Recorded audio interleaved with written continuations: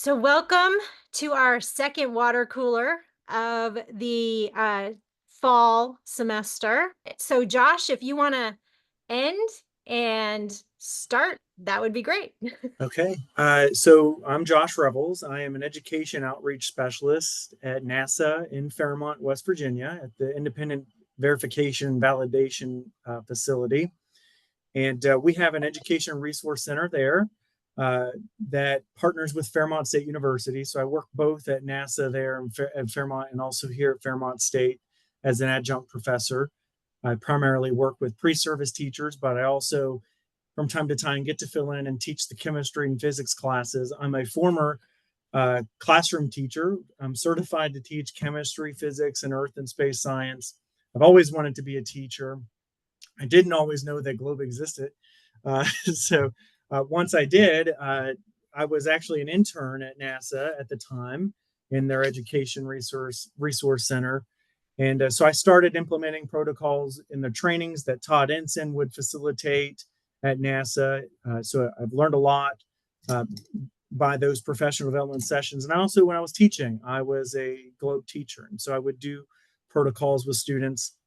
And I also learned a lot of protocols on my own because I was just interested in engaging my students with the program. And so now I'm a trainer for NASA. And so I specialize in the atmosphere protocols, particularly with relative humidity. I think is actually one of my favorite ones to do with people because I'm teaching some of that content with them, and so yeah, this what you're about to see is a suite of globe atmosphere protocols, and that was done uh, as an opportunity to help teachers become mentors for their students to participate in our local science fairs as well as the Globe International Virtual Science Symposium, which is, in terms of accessibility for our state, a phenomenal thing that is carried on. This is the least restrictive way to help motivate our teachers to help their students participate in globe science protocols and sharing that data with the research project. So thank you for keeping that going. So let me get my slideshow going. But our project was funded for $4,980 some dollars, and it was titled "Going Global with Globe in West Virginia." And so I created this little badge for the mentors that you see here that attended our training. And unfortunately, due to attrition, not all of these teachers followed through all the way with the program as it was proposed. Also, in the initial proposal, I proposed for 10 teachers to take place in this opportunity, and we got these 4 that came to the training. So attrition was a big thing with this project, but we found ways to take use of the funds and sought permission to reallocate so that we can further our endeavors here at NASA IV&V with the GLOBE program. And so I'm going to talk about that. But these were our goals. The teachers were going to participate in 2 days of training. These were full day Saturday workshops. And over the course of the workshop, they were going to receive training certifications to borrow the kits that we have at our education resource center so they could implement the data protocols at any point in time in their career that they would like. And so that was our Globe Atmosphere Kit, which I've created and will share with you. And this is just a compilation of learning activities that I've found useful, learning activities that Globe has available, and then the equipment necessary to implement the protocols. And then our second kit is heating things up, which focuses on the surface temperature aspect of things. Then they would facilitate the submission of 2 student projects to occur both in their local and county science fair. And whether or not they advanced to the state level of science fair was not anything that I cared about. I'm the regional coordinator for our regional science. I'm the regional coordinator here in the state of West Virginia for Region 7 Science Fair. So I was looking for ways to help these projects that are coming in to be more authentic and also impactful. And so I thought Globe was the perfect tie-in for that. And so I wanted to train these teachers also on how to be a facilitator of students for the science fair. And then if they're already doing the work, then they already have the basis for submitting a submission for the virtual science symposium. And so they were going to do that as well. And so we met virtually as a group once a month up until March after our initial October trainings, so that I could help mentor them and solve problems that they were having while they were working with students. So yeah, that's just a standard slide that I shared with them that with links. In fact, how about I just put a copy of this presentation in the chat? So if you want to click on any of these links and take a look at some of the resources, you may do that. And you can also find out about all of our loanable kits. We are, I believe, you can correct me if I'm wrong, but I believe we're the only NASA institution that has a loan and learn program where we train educators through these 3 to 5 hour workshops, and then they are certified to borrow our kits. And so you can check out all of our unique kits there at that link. Of course, you know about the Globe IVSS, which, as I mentioned earlier, is really how West Virginia primarily is able to share our work with other people in the Globe program. So I really look forward to doing that. I walked these mentors through it for their first time. We got 2 submissions from West Virginia for the very first time with that symposium, and have motivated them, I think, to think about doing it again in the future.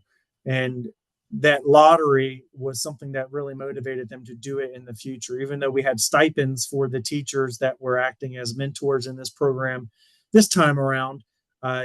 They really want to get resources and things for their students. We are predominantly a low socioeconomic status state. And so all of these teachers and schools are looking for ways to fund projects for their students.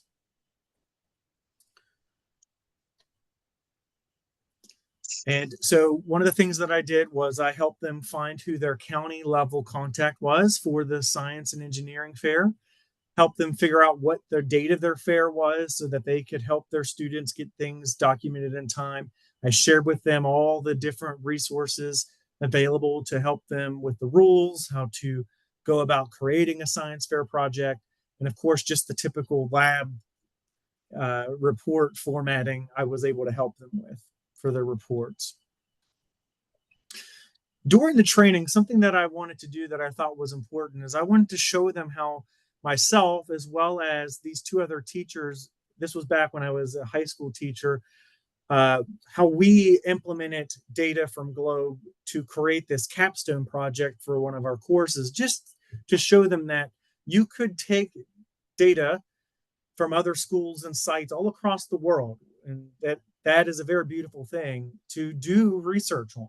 And so I showed them how our group of teachers picked 2 sites along the same line of latitude and compared their surface temperatures, and then analyzed those sites, one being an urban location, one being less urbanized, and talked about the differences in the data and why that might be, thinking that latitude would have a very similar surface temperature. And so I just walked teachers through capabilities of things with this beyond what they were doing on their own with their own data collection. And I did not mean to click that, but apparently if you click on that slide, you'll get my the ability to go to my entire presentation on that.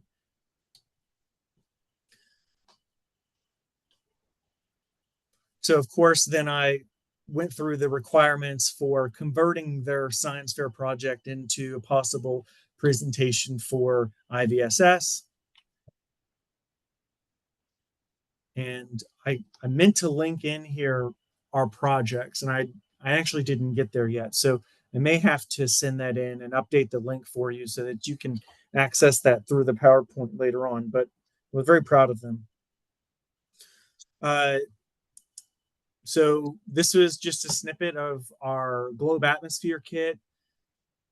So we have we have an aneroid barometer, we have some other demonstration and learning activities built in, we have the cloud identification charts. This is just a surface of all the different things that you can do. It's actually two huge Rubbermaid containers of equipment, and so it's aimed towards getting them to understand and also collect data for these 5 globe protocols. And so this is what the first day of training looked like.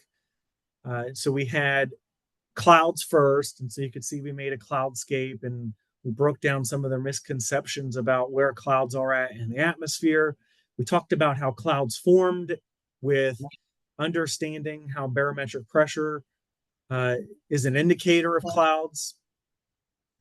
And then we spent a lot of time in the morning understanding what pressure is. So we had the learning activity on how we learn about how difference in pressure create the phenomenon of wind. And then we use windy TV to further solidify our understanding of mid-latitude cyclones and clouds and pressure readings all together, helping them get that big picture and what a continuous data collection of pressure and clouds could actually help them and interpret what is happening. We also did that with air temperature, and we had some really cool demos on if air would rise, if it was hot or cold, and the different rates at which air could rise. And we talked about the 4 different ways that air rise, one being frontal wedging, like what you get with the mid-latitude cyclone, convective lifting, orographic lifting is one anomaly in our state that we talked about as well, and then convergence lifting. And then we spent throughout in these different segments talking about how to implement and actually acting out the data collection protocol for barometric pressure, daily air temperatures, and we did a cloud observation as well. And so then we wrapped things up at the end of the day on day 1, talking about the integrated 1-day data sheet for atmosphere. And then I also forecasted what we would, or for, it's not forecasting, but what is it for? Foreshadowing. I foreshadowed what protocols we'd be going over in the future week when they came back. And so then I gave them some time to brainstorm. We had an elementary teacher. We had a high school teacher here. And then Taryn here is actually a geospatial professional. So she's in science industry and just knew some kids in her county that was interested in participating in the science fair and knew that there wasn't a really strong effort in their county on science fair. And so she had a goal of getting students to participate. And so I let her come out and do this.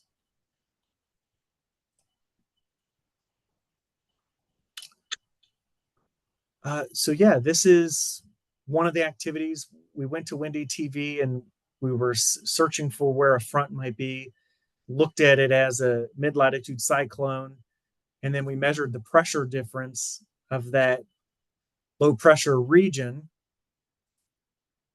And so we talked about the sequence of a mid-latitude cyclone, where it intensifies and what that data would look like, what the pressure data is like. And then this is trading day number 2. The following week, we did primarily relative humidity content and surface temperature content and those protocols. You could see the teachers out there. This is a teacher from Preston County who attended the training but didn't follow through with the project because she had a really hard time getting students interested in doing a project. And so that was unfortunate, but that is something that we face, is that there's a culture in schools, particularly rural schools like in Preston County, where anything that you would do beyond the classroom is just not exciting or interesting and not something that any kid should have to do. So it was really hard combating that mindset.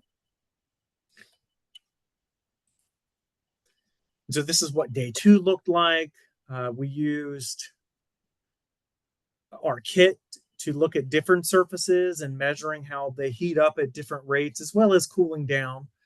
I talked about mine acid data, particularly for precipitation and how you can use that to generate charts or tables and graphs for creating some science fair like presentation on precipitation, because one of the teachers was interested in doing a precipitation project, because we keep talking about in our state how precipitation rate is changing in response to climate change. And so they wanted to see that for themselves.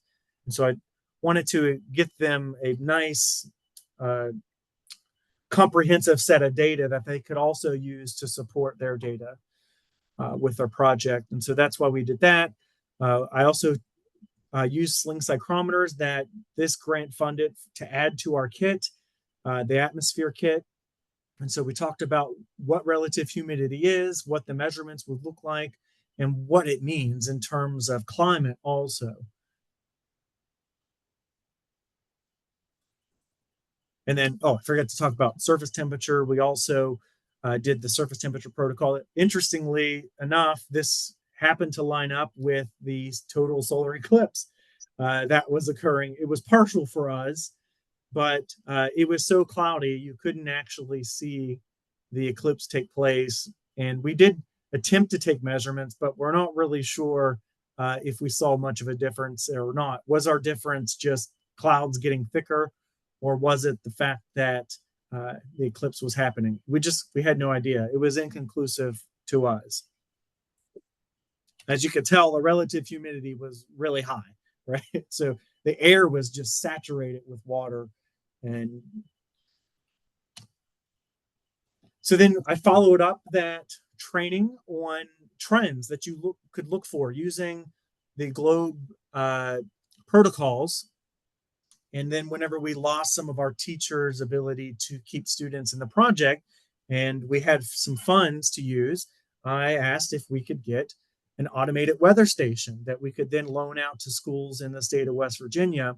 And so we have 3 automated weather stations as a result of this project. One that is able to be moved around to do globe data science with, and then one is fixed in Parkersburg with one of the teachers, and one is fixed in Bridgeport with one of the teachers that actually had students submit projects to the Globe IVSS. So there's kind of a little bit of a thank you for them, and they're also maintaining that so that we can share that data with anybody that's doing Globe data science projects with our kit. So these were the 2 projects that were submitted. And so Jamie Moss, who has been a long-time user of kits and things with NASA, she was already trained to do the soils protocol. And so she borrowed our soils kit, and the students did a project involving soils. And then on the left, sorry, it's a fuzzy picture. This is a clip of their video that the students actually did as their submission on clouds and surface temperature. And they actually got an award for their project. They got 3 badges. And so they were super excited about that. I was super proud of them because the whole time during the training, I kept telling the teachers, look, they may not be the best globe projects that are out there. That's okay. The fact that they are the first globe projects being submitted into the symposium is our accomplishment. And I was really proud of them for getting to this point. And as you can tell, they both look like really great projects. This, for a couple of decades, has been our only part of our globe kit that we would loan out after teachers were trained to do the protocol. This is the old weather box with the digital thermometers and they could also link it to the soil. So we had that, but this is definitely getting the automated weather stations is an upgrade to this. And I'm super thankful that we were able to do that. And so I built the weather station in my backyard. I learned how to get it connected. I didn't realize at the time that we couldn't actually get this to upload instantly to Globe's data visualization software like I intended, but we are currently connecting to Weather Underground as we are troubleshooting and trying to learn a convenient way to get this data put onto the Globe website. And hopefully we'll be able to take the data that we're collecting now and retroactively upload it as well. As I mentioned earlier, we have a fixed station just like this at Parkersburg High School, where Jamie Moss, who were the kids that did the soils project, they have that at their school, and it is connected and working. I just recently, last week, had a meeting with Jamie Moss, trying to get them to get it connected to Weather Underground, so that anybody that was going to do a science fair project this year could have some extra data in our region to look at. And then we also have a fixed station at Johnson Elementary, which is closer to me here in Fairmont. Parkersburg is on the western end of our state, and so we're located in the central spot. And so potentially anybody in the southern end or on the eastern end of our state that is trained on this could then have this, and then we would have 3 different locations of data at once, simultaneous data collection happening. And so I think that's pretty neat. We also were able to stock up additions to our kit. We've got a couple more digital barometers, and we have a couple additional precipitation gauges that, since the teacher that kind of dropped out of the program wasn't able to use with the students, I just pulled in and put into our Globe Atmosphere kit, which we needed that as well. So here on the left, you can, this is the box. This is an additional kit now.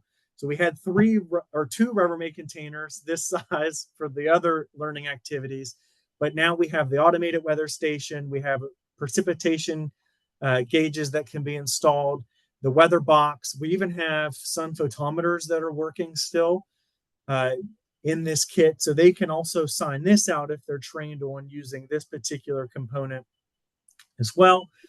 And so on the right are the directions on how you pack up the kit, and those are taped inside of the kit, so that, and how to install it. So we have both caring for it whenever it's in transit, and then also how you set it up. We have a manual on how to do that as well. And so this snippet of data from Weather Underground is when I was testing it in my backyard. And so it was super exciting to see that we had pressure data, we had dew point and temperature data, so that we could take our sling psychrometers, which are in our kit, and also use that to find relationships between temperature and dew point, and cloud cover, getting relationships with that, and pressure. Everything on that sheet that I share with them are potential science fair projects. And I was hoping that we would continue to get more interest in this, so that students could do some discovery and find these relationships between these variables themselves.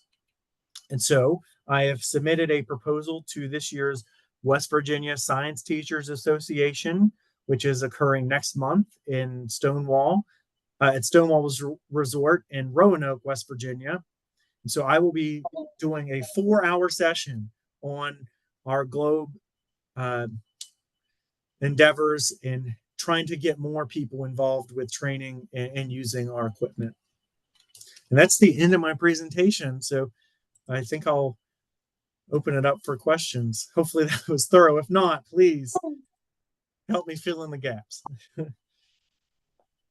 Thank you, Josh. That was awesome. Well done. And how exciting, like 2 days and the kits and a way for educators to start right in after a training. I love the idea. So are there any questions from the people here?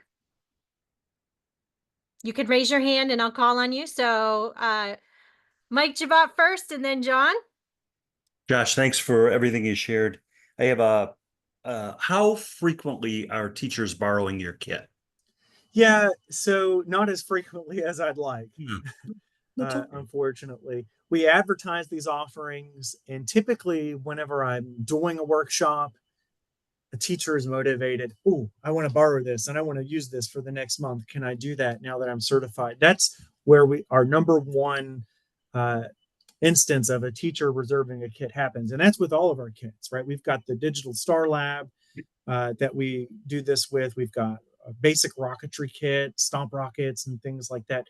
With every kit that we have, that's tends to be the norm. We put these offerings out, these monthly trainings. Teachers come and they're like, "Oh, I want to borrow this now. Now I have this whole idea of how I want this next month to go in my classroom." So, doing more trainings is one way that we increase the utilization of our kits, and so that's what's motivating me to share this at WVSTA, because there will be teachers all across our state coming, and they will get a full 4-hour session with me. And so I will get them started on using the kit, and we'll certify them on aspects of it and let them borrow it. And so that's how I'm trying to make this sustainable beyond just the teachers that participated in the program. But teachers do request things, and we could potentially do this. I'm pushing towards continuing motivating our teachers in our state to do the science fair.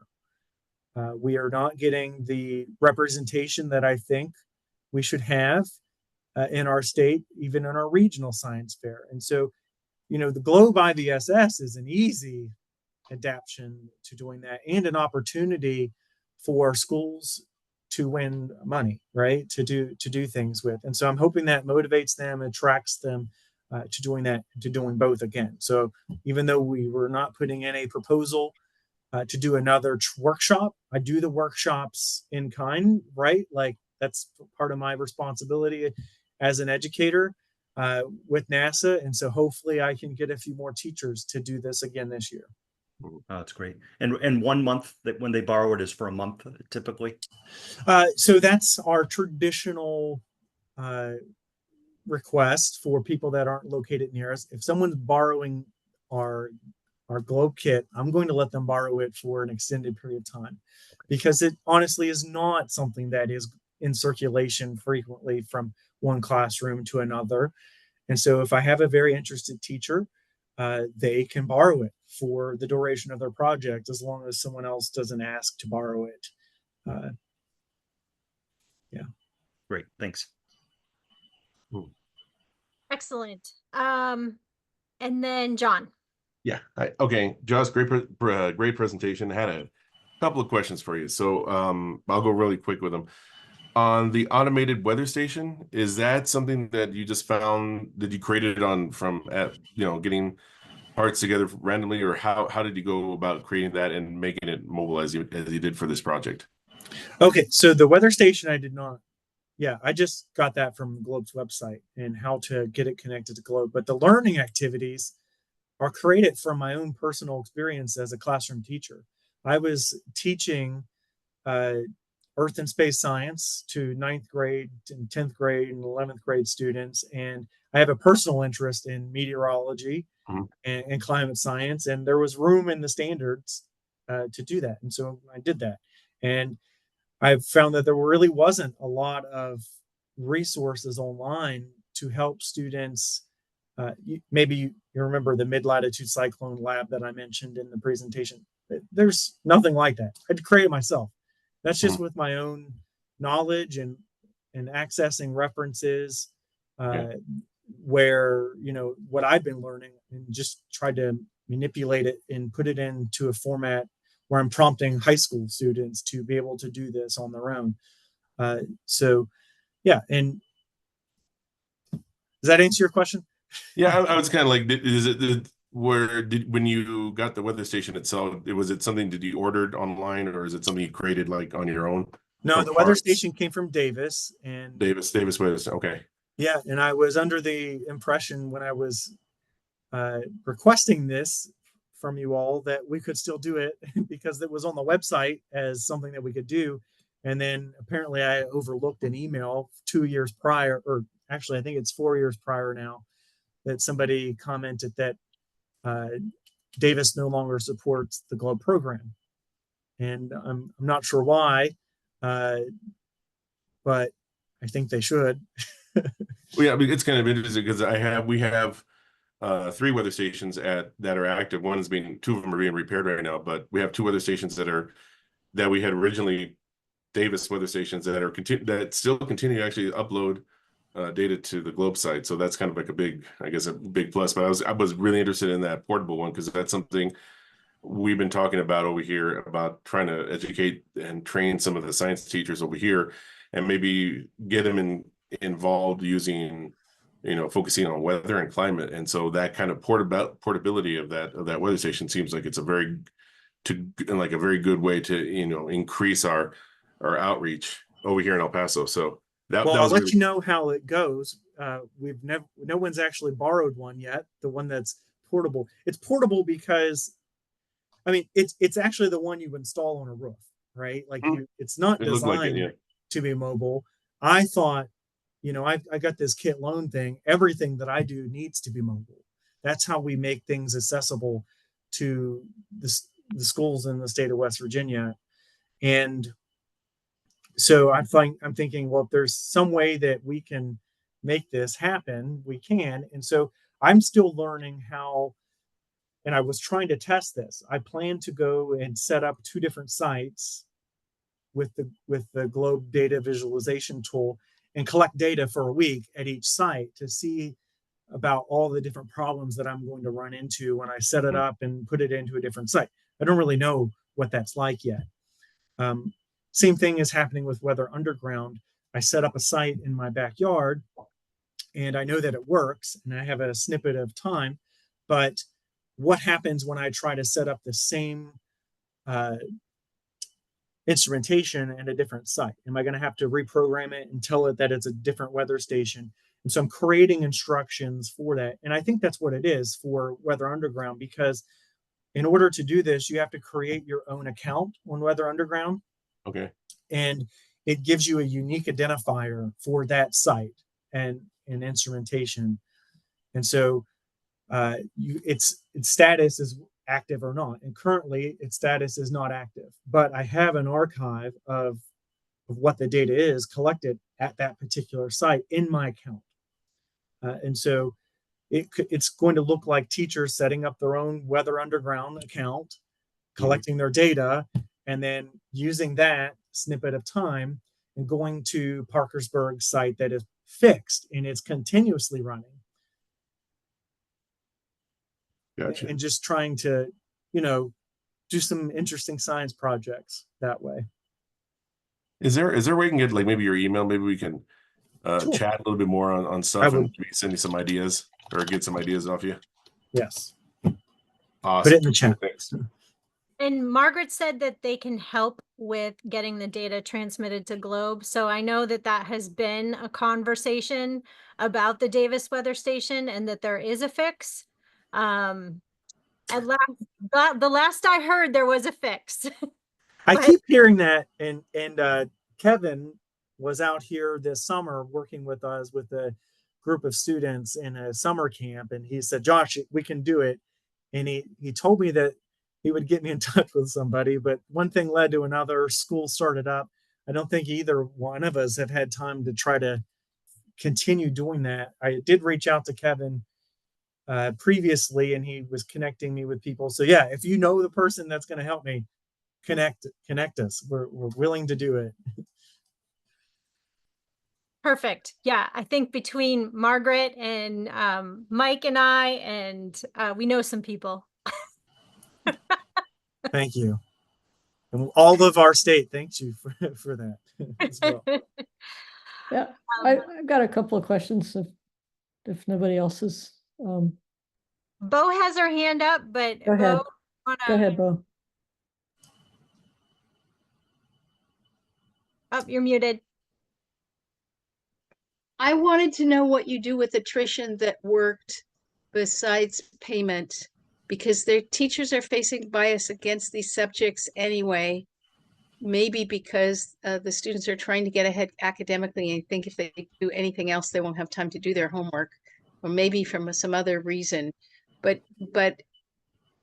what is exciting isn't as exciting as we think it is. And I wondered if you thought about that, needed help from us from some of that to try things, or how can we support you if you didn't run into the way to turn that around yet? You're not the only one. Yeah, no, monetary compensation motivates them. It did not quite motivate all of them to be good motivators for their students, right? They, Right, that's what I mean. It's as missing, a it's classroom missing the voice teacher, of the students and their futures. Yeah. so I actually did withhold like their payment until after they did their project. So not all of them got paid the same to implement, and I thought that would help. It didn't. And I just, I do understand that as a classroom teacher, it is difficult to do these protocols. They are time intensive to do them accurately. If you want to do them with fidelity, you need to take the time to set it up and do it appropriately. I was hoping that our monthly mentorship meetings would, as a peer group, would encourage them to stick with it and try it. I thought that the stipend opportunity would be a way to attract them to keep doing it. So it is extremely difficult in the state of West Virginia to get students to want to do things. They have a self-fulfilling prophecy that they are not able to do something. They're taught that sometimes in their family that they can't do this or that. And our high performing students are interested in sports, music, band, which are huge time commitments as well. So yeah, I understand that. Do you have Well, no, suggestions? I mean, well, maybe you're I'm throwing a thinking suggestion that out. John Rispy has an exposition on climate change, which I shouldn't use that word term in West Virginia, but I'm going to use it because we're having a whole $20 million project on Arts and Sciences Collide in LA. And so John Rispy has one of the coolest museums, so does Niagara Falls, to get kids involved in science. And I think that it might be that you could make up for a missing career counselor who might have a comic book about avoiding the word climate change, about learning about science, because jobs were traditionally jobs their grandparents and their parents had that are maybe in traditional industries and they're not looking to the future. But if you could get the students to buy in, students are who push their teachers to keep going with things. You're not there every day, but they're there every day. So I wondered if Wylace's John Rispy could bring the music project that shows you what climate change listens like, because it actually takes all the data points and then it makes music out of them. It's really exciting and weird and wonderful to look Yeah, at. I've been They're sharing videos like that with some yeah. college students that we have a presentation that college students give on climate change in the Mountain State. And we're actually finding that there's really not so much backlash on teaching climate science or anything like that to our students. It's mainly that people aren't really understanding what's going on. And so doing PD like this is super helpful. I'm a PI on another grant that's happening in the state of West Virginia called the West Virginia Climate Change Professional Development. And they will be in force at the conference as well, sharing lessons they've created about West Virginia specific climate science activities that can be done in their classroom. So I don't think the attrition from this project came from climate denying issues or anything of that nature or an interest in the topic. It literally has come from the socioeconomic status of the majority of our students and this kind of an idea behind a lot of parents in this state see school as daycare, not a place where their students have an opportunity to learn and grow. We are there to babysit them. And so that's what we face in West Virginia. And that stems to that causes a lack of our involvement in a lot of things that we really would like to be involved in. And so maybe I can brainstorm with you with music involved and with other teachers, since I hold credentials across all of those areas. And this is the area my master's is in, which is how yeah, do you get kids to see beyond their own bias? You should definitely share with our climate group that I mentioned. Come to one of our meetings and yeah, I'd love to. And mostly what I want to say is when they get home, their parents reinforce like putting them down sometimes. And so they have to learn how to speak about why they're learning what they're learning. And then they're really excited because now they're leading their family to a new place. So yeah, let's talk some more. I want to leave room for other people's questions. I don't want to dominate. So thank you. We'll get in touch. Thank you, Bo. Margaret, you have like 3 minutes. Yeah, so I definitely want to talk more with you, Josh. So couple of quick things. I had a teacher this summer who bought looks like the same weather station that I think you just bought, and we did manage to get her connected and sending the data to Globe. So I know it can be done. I will try to dig out the instructions and figure out what we did. I also work with Kevin, so you've got connections. And so I'll try to work on that to see how we can help you.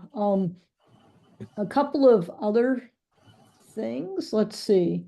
So I don't know if you have ventured into the air quality side of the house. But if the Davis weather stations in Parkersburg and Bridgeport are reporting data to Globe, are they? No, nothing is directly going to Globe at this time. Okay, but did you get the version where you have like the display where they can see the information in the classroom? Yes. Okay. And we're uploading to Weather Underground, which has a really nice display as well. Okay.